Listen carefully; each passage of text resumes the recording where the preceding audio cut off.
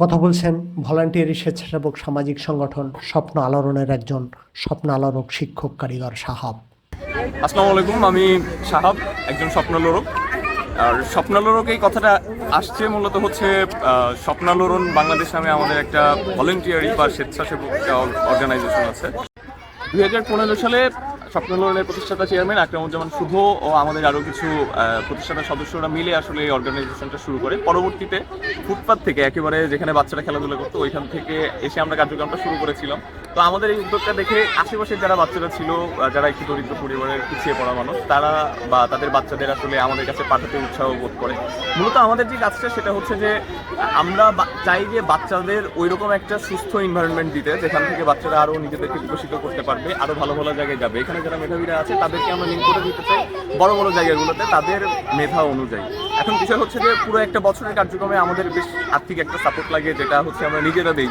তো এই সাপোর্টগুলো যদি কেউ এরকম মানে ইচ্ছুক থাকে বা উইলিংলি যদি আমাদেরকে হেল্প করতে চায়, ডেফিনেটলি আমরা এটা নেব। কারণ হচ্ছে যে আমরা এই বাচ্চাদের আরও ভালো পরিবেশ তৈরি করে দিতে চাই। এবং আমাদের যদি স্বপ্নালোড়নের ফেসবুক পেজে যান, ডেফিনেটলি সেই কার্যক্রমগুলো আপনারা দেখতে পাবেন। গত 7 বছরে আমরা যে কার্যক্রমগুলো করেছি।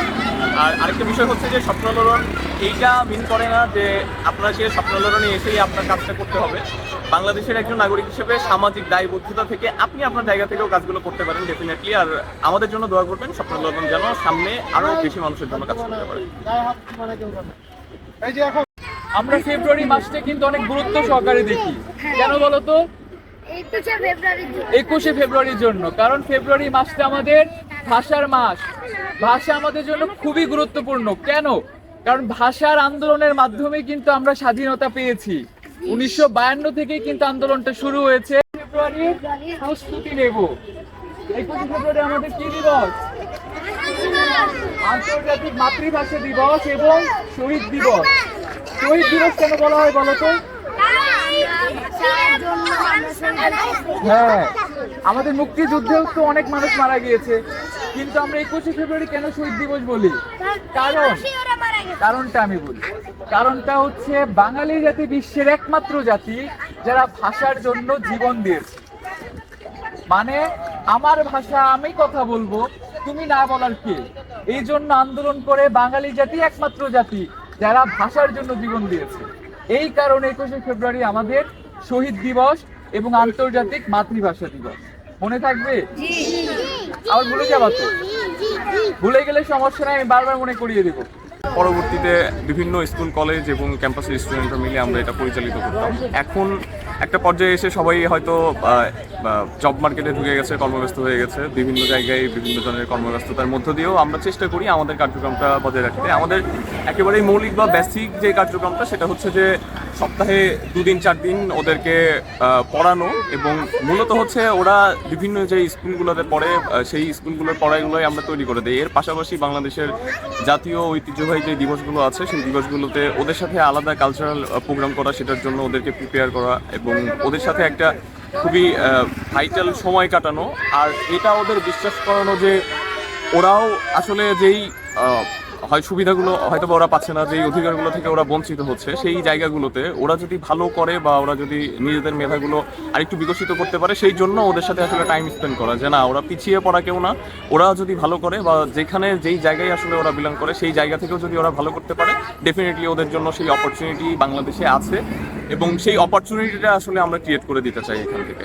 এটাই হচ্ছে মূল কার্যক্রম। আর এছাড়াও শীতের সময় বা ওদের প্রাথমিক হেলথ নিয়ে আমরা বিভিন্ন সময় কাজ করে থাকি এবং সেটার জন্য আলাদা করে মেডিকেল ক্যাম্প। আজকে যে বিষয়টা হচ্ছে যে আমরা ওদেরকে শীতের পোশাক দিচ্ছি। আমাদের মিরপুরেও একটা ক্যাম্প রয়েছে, সেখানেও 1 মাস আগে আমরা শীতের পোশাক দিয়েছি। আজকে সময়ের সংকুলন না হওয়ার কারণে একটু দেরি হয়ে গেল। তো এই বিষয়গুলো প্রতিনিয়তই আমাদের চলমান থাকে। আর এছাড়াও স্বপ্নালোড়নের বাইরে, মানে আমরা ঢাকার বাইরে যে কার্যক্রমগুলো, সেটা হচ্ছে যে বিভিন্ন সময় কুড়িগ্রাম, দিনাজপুর ওই এলাকাগুলোতে আমরা বন্যার সময় ত্রাণ দিয়েছি, শীতের সময় বসে গিয়েছি। তো আমাদের সামর্থ্য অনুযায়ী একেবারেই, এইটা হচ্ছে কোনো বাধ্যবাধকতা নেই। যেই আমাদের যারা স্বপ্নালোড়ন করেছেন বা স্বপ্নালোড়ন সদস্য রয়েছেন, তারা বিভিন্ন সময় যেখান থেকে যতটুকু সম্ভব সামর্থ্য অনুযায়ী আমাদেরকে সহযোগিতা করে, সেই মানে অনুদানগুলোই আসলে আমরা বাচ্চাদের মধ্যে বিলি করে দিই। যেটার একটা অংশ এরকম থাকে যে আমরা হয়তো সকালে ওদেরকে পড়ালাম, এরপরে প্রতিদিন একটা নাস্তা দেওয়া। আমাদের কিছু শুভাকাঙ্ক্ষী রয়েছেন, তারাও আমাদেরকে নিয়মিত ডোনেট করেন। ওই স্বপ্নালোড়ন সদস্য এবং শুভাকাঙ্ক্ষীদের যৌথ অনুদানে আসলে আমাদের সংগঠনটা চলে। আর পিছনে যে বাসটা দেখতে পাচ্ছেন, এটা হচ্ছে যে অস্ট্রিয়া ভিত্তিক একটা সংস্থা হোপ 87। ওনারা বিভিন্ন জায়গায়, যেই সব জায়গায় মানে ফুটপাতে স্টুডেন্টদের পড়ানোর একটা, বা বস্তিতে যারা থাকেন বা একটু তুলনামূলক দরিদ্র যারা, তারা যেই জায়গাগুলোতে থাকেন সেখানে দেখা যায় যে অনেক জায়গায় ফুটপাতে পড়ানো হয়। তো আমরা যখন এভাবে পড়াতাম, ওই সময়ে ওনারা আমাদের কাছে রিচ করে যে তাদের এই সুবিধাটা আছে, সেটা আমরা নিতে পারবো কিনা।